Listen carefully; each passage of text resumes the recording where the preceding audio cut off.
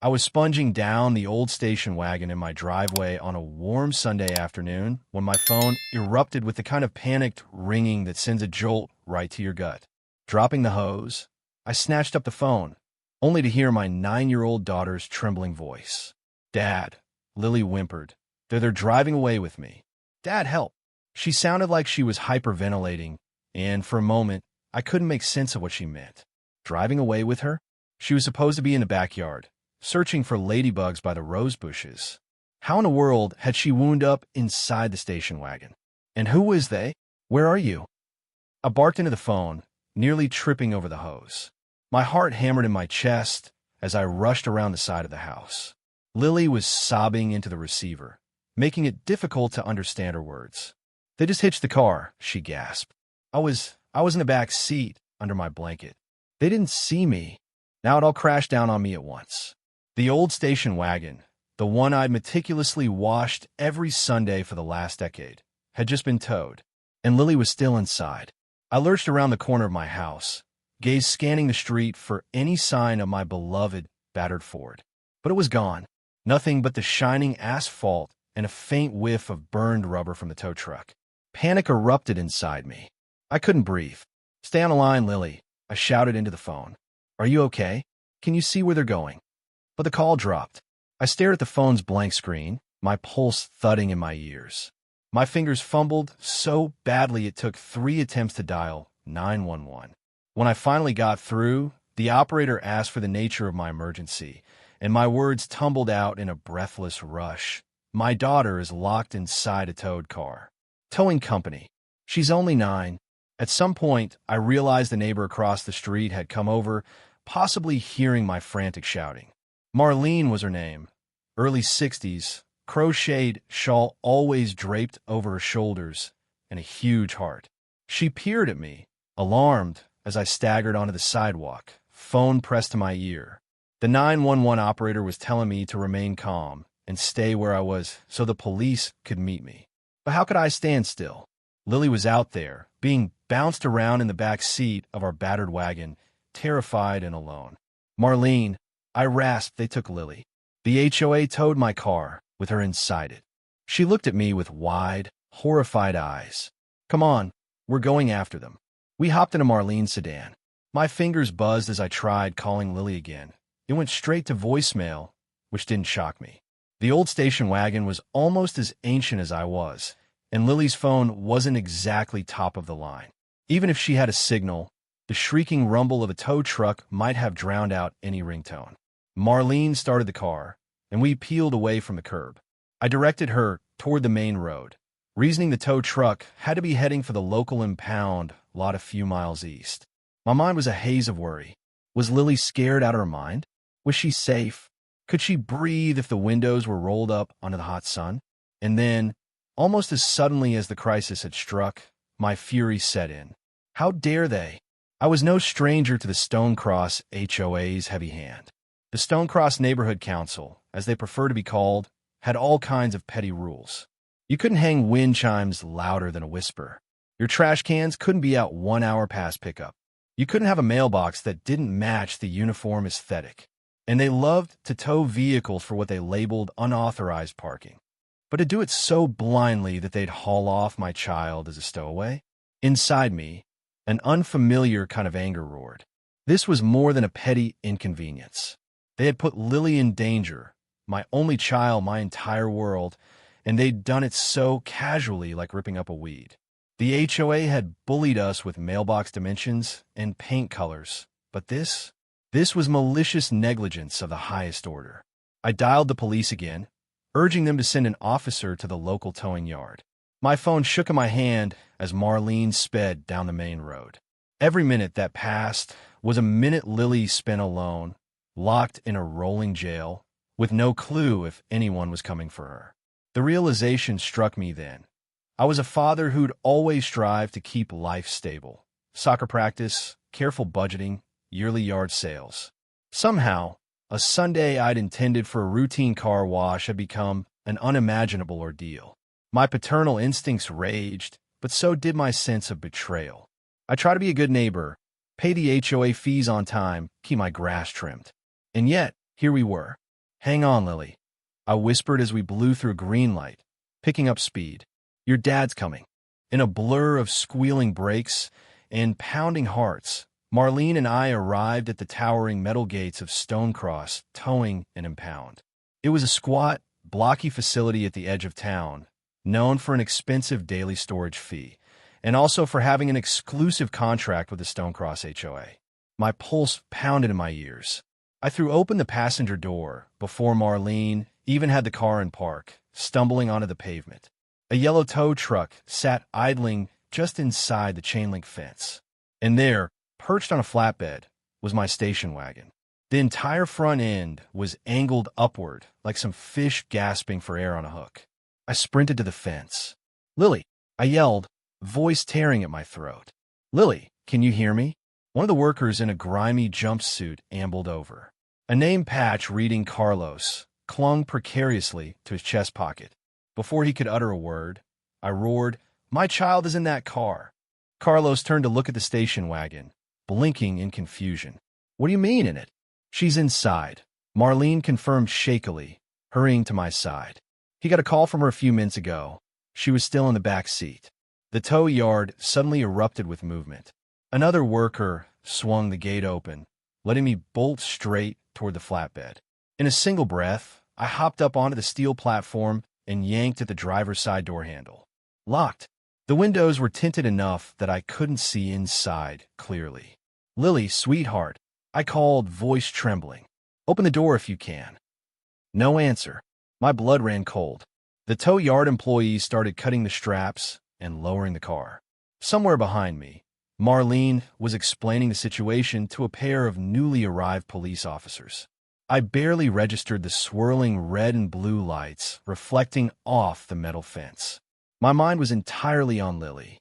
If she'd passed out from the heat, or panic, or if something had happened while the truck rumbled over potholes. I rushed to the passenger side. Just as I was about to smash the window with my elbow, I felt the slightest rattle from the lock. A second later, the door creaked open from the inside. Lily tumbled out into my arms, a sweaty, trembling mess. "It's okay, baby," I managed, hugging her so tightly my knuckles went white. She was breathing, but looked pale, strands of hair sticking to her brow. My heart hammered with a mixture of relief and anger so strong it made my vision blur. She coughed a few times, gulping fresh air. "Dad," she whimpered. I was so scared. I clutched her to my chest. "You're safe now." I wanted to bury my head in her hair and never let go. Instead, a pair of paramedics guided us to an ambulance. They sat Lily down on a gurney and checked her vitals. She was dehydrated, her pulse racing, but otherwise unharmed. Yet from the hollow look in her eyes, I could tell the incident had rattled her. She kept rubbing at her arms, stammering that she thought no one would ever find her. That the men towing the car didn't check if anyone was inside, didn't check anything at all, just hooked it up and drove off. My blood nearly boiled over at that. Yes, the towing company was largely at fault for not taking a cursory glance, but I also knew how these things worked. They operated under the instruction of the Stonecross HOA. If the HOA declared a car was parked illegally, that was all the impetus the tow truck driver needed. No questions asked. I swiveled around at the sound of authoritative footsteps. One of the police officers, a tall woman with a baseball cap, was standing behind me. "Sir," she said gently, "I'm Officer Cullen. I've spoken briefly with your neighbor and the towing personnel. We want to get your statement and your daughter's, once she's up to it." I took a steadying breath and nodded. Lily was clinging to my hand, so I crouched beside her. "Are you okay to talk? Or do you need a few minutes to rest?" "Now," she whispered hoarsely. Over the next half hour, Lily described how she'd gone into the car to retrieve her headphones and ended up dozing off under an old blanket in the back seat. She got spooked when she felt the car jerking. By the time she realized what was happening, the car was on the tow truck. She'd fumbled with her phone, called me, then lost connection. She banged on the windows, but no one heard her over the tow truck's roar. Officer Cullen's jaw tensed. "All right, I'm writing this up as a serious incident. We'll need to investigate who authorized the towing and whether proper procedure was followed. Given this is a child's safety at stake, we could be looking at some form of neglect or endangerment charges." Hearing the words endangerment charges lit a fire in my chest. The Stonecross HOA had a track record of petty tactics. Find your mailbox, find your flower bed, find your dog if it's so much as yapped after 7 p.m. But to have it escalate to this level, for them to be so reckless that a child was towed away, it was surreal. As Lily and I were escorted out of the impound yard, Marlene caught my elbow. "I can't believe the gall of these people," she whispered fiercely. "They've got their heads so far into measuring grass height, they've lost basic human decency." I couldn't have said it better myself. One of the tow workers, a manager or supervisor, jogged up behind us to stammer some half-baked apology. We had no idea there was a kid in there. "I swear, we just got the call. The HOA, Stonecross Council, told us to pick up the wagon. We're not to blame." With Lily's hand safely in mine, I turned to face him. "Who exactly from the HOA gave you the go-ahead? I want a name, and I want it now." The manager flinched. "We got the order from, Robert Hawthorne. He's the Stonecross Council's compliance officer." I scoffed. Robert Hawthorne. The name didn't surprise me in the slightest. He was the same guy who once threatened to fine me for having unsightly wind chimes, a gift from my late mother. He had always worn a self-important smirk at HOA meetings, as if he held the keys to a private kingdom. Officer Cullen gave me a look that seemed to say, "We'll handle this." But deep down, a voice in my head answered, "They'd better." Because if they didn't, I sure as hell would. The days after Lily's towing ordeal turned into an emotional battlefield. She refused to sit in the station wagon without me right beside her, and even the squeak of a passing tow truck would send her scurrying inside. I found her rummaging through my closet at midnight, haunted by nightmares that a giant hook would latch onto our house and drag it away with us all inside. For me, anger boiled beneath every moment of quiet. When I dropped Lily off at school and waved goodbye at the gate, my mind churned with plans on how to hold the Stonecross HOA accountable. If I had my way, Robert Hawthorne and whoever else had orchestrated that careless towing would be in a courtroom, answering for child endangerment, if not more. But every phone call to the HOA office yielded the same runaround. A curt receptionist claimed they'd investigate internally. "We assure you, Mr. Denton, that Stonecross Neighborhood Council takes safety concerns seriously." She never failed to emphasize neighborhood council, as if that made them sound more official than a typical HOA.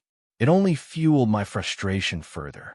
On the fourth day, as I was flipping a battered pancake on the griddle for Lily's breakfast, the phone rang. An unfamiliar male voice introduced himself as Detective Lionel Hardy with the local PD. He'd been assigned to look into the towing incident. "I've spoken with Officer Cullen," he told me in a practiced, careful tone. "We're building a timeline. I'd like to schedule an in-person interview with you and your daughter, if she's up to it. We've already reached out to the Stonecross HOA folks." My shoulders sagged in relief. Finally, a glimmer of progress. "We'll do whatever we can to help," I said. "When would you like us to come in?" That afternoon, Lily and I were sitting in a softly lit interrogation room at the police station, though they dressed it up as a family interview room. There were plastic chairs, a child's desk with crayons, and a box of tissues that Lily kept fiddling with. Detective Hardy joined us, a kindly man in his early 50s with salt and pepper hair that suggested he'd seen a lot in his years on the force. He asked Lily gentle, open-ended questions. She described again how she ended up in the car, how the towing felt like a giant earthquake, how no one even looked inside the windows once they hooked it up. I could see Lily's hands quiver in her lap. She glanced my way several times, as if making sure I wouldn't vanish. "I know this is hard," Hardy said, voice soft, "but it helps us build a solid case. The more we know, the more we can hold the responsible parties accountable." When Lily finished, Hardy turned to me. "We've requested security footage from your block. Some neighbors have doorbell cameras. If we find any that show the towing process, it might clarify whether the tow driver performed the mandatory check before hauling the vehicle away." "They didn't," I said, probably too sharply. "They hardly do. The HOA gives them the address, they show up, chain up the car, and go. No knock on the door. No courtesy call." Hardy nodded. "At the heart of this is the question of negligence. Did the towing service, and HOA disregards standard protocol. It's not a typical everyday traffic violation. A child was involved, so it escalates to potential endangerment. He paused, flipping through his notes. I have a meeting with a deputy district attorney next week. If we establish that the HOA knowingly ordered an illegal tow or disregarded a child's presence in the vehicle, charges might follow. The statement made me nearly dizzy with relief. Child endangerment charges. Yes, I thought. Let them face the consequences. Let them squirm for once, instead of pushing the rest of us around. Thank you, Detective. I managed.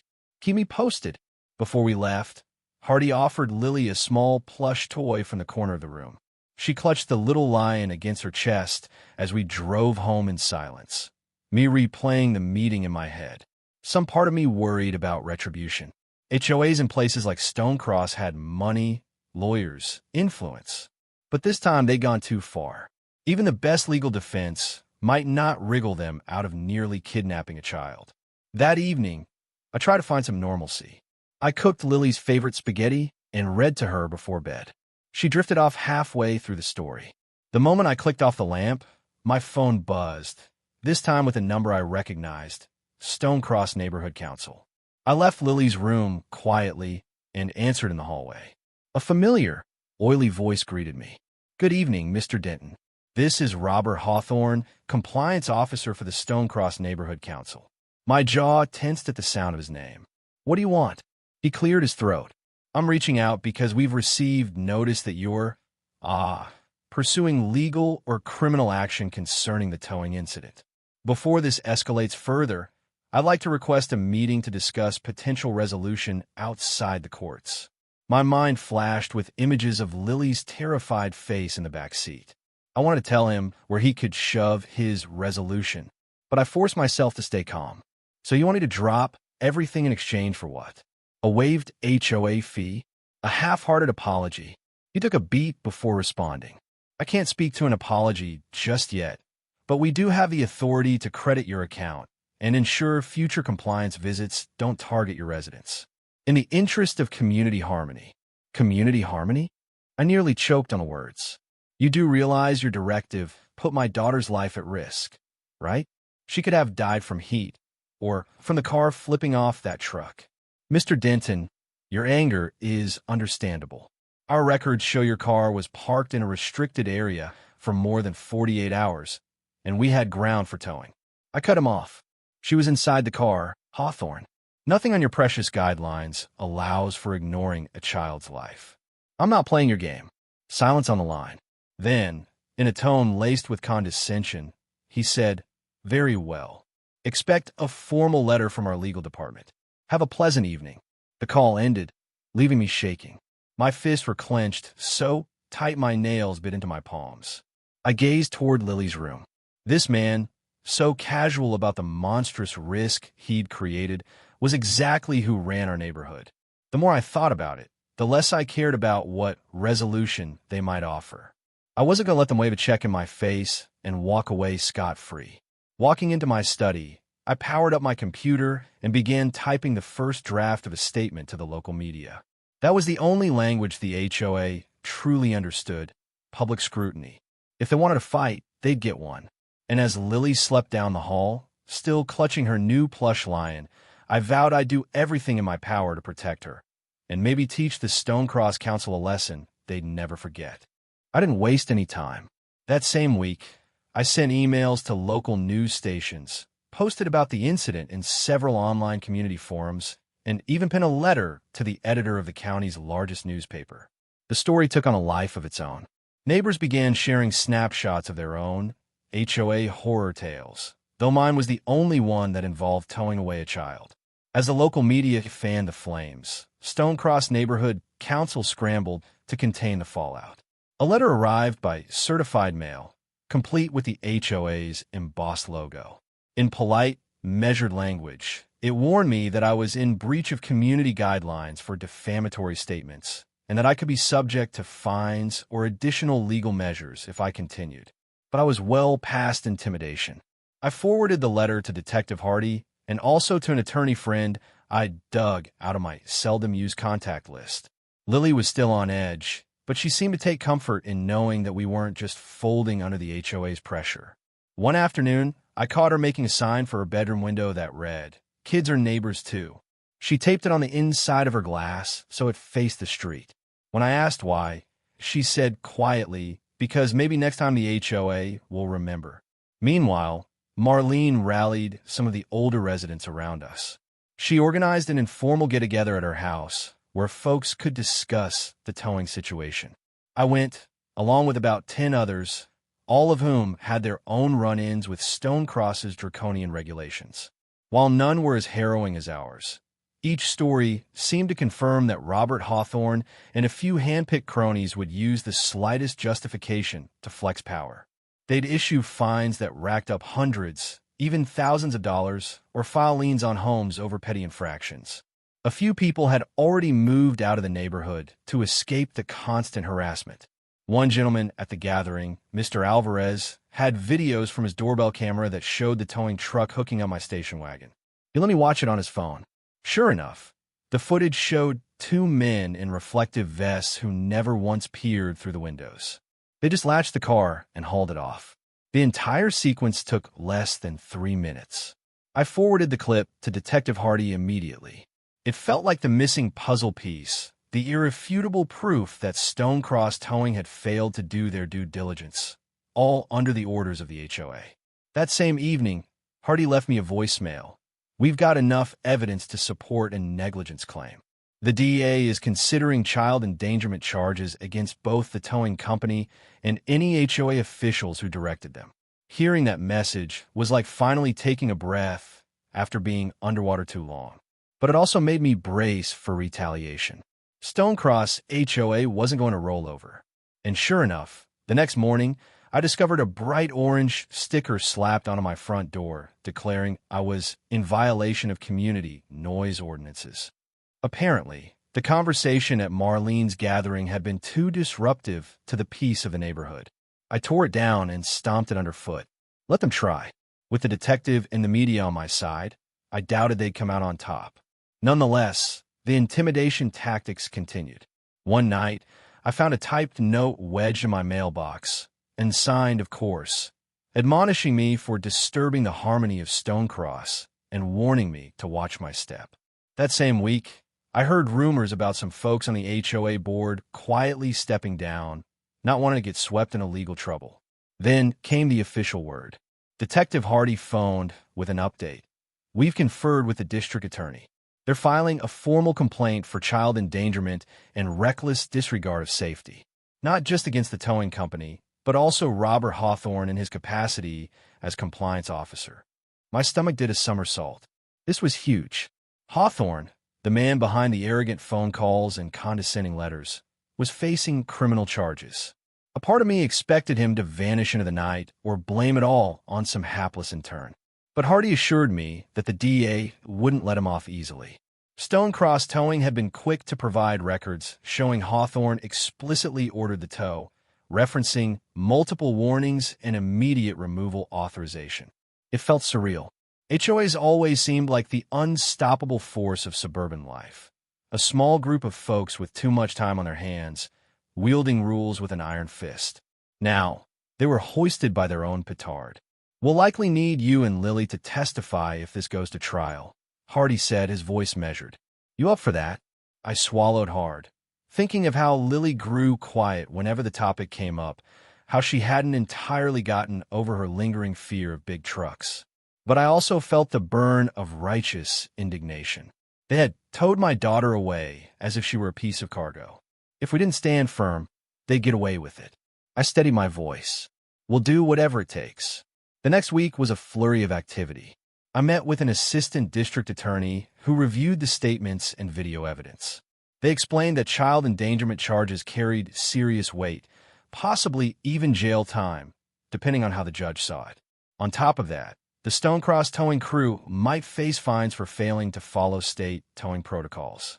Part of me wanted to exhale, jubilant finally, but the more pragmatic side understood that nothing was guaranteed. Trials could be messy, and wealthy HOAs often lawyered up with top-notch defense. Hawthorne and his allies might try every trick in the book to discredit Lily's testimony or shift blame to the towing company alone. Regardless, the tide had turned. Neighbors who once grumbled quietly about the HOA's rigid rules were now openly rallying against them. Some wrote letters of support for Lily. Others chipped in for a small legal fund in case I needed to hire private counsel. Each show of solidarity gave me hope that maybe Stonecross wasn't doomed to remain a playground for petty tyrants. Yet in quieter moments, I'd sit at Lily's bedside, watch her sleep, and wonder if the drama would ever truly end. Even if Hawthorne landed in hot water, we still lived here. This was our home. Could we go back to normalcy? Or would the tension remain, simmering just beneath the surface? I didn't have the answers, but I knew one thing. I wasn't running from this fight. Lily needed to see that when someone does you wrong, especially when they endanger your family, you don't just tuck your tail and bow down. You stand firm, and you see it through. By the time the preliminary hearing took place a month later, Lily had grown more confident about speaking up. We'd practiced what she might say if asked about her ordeal, ensuring she wasn't re-traumatized by having to relive it. Detective Hardy and the assistant DA were patient and kind, offering to arrange a less intimidating setting for her testimony. The first time Lily and I entered the courthouse, I saw Robert Hawthorne in the hallway. He wore a crisp suit that probably cost more than my monthly mortgage. His hair, slicked back with expensive pomade, shone under the fluorescent lights.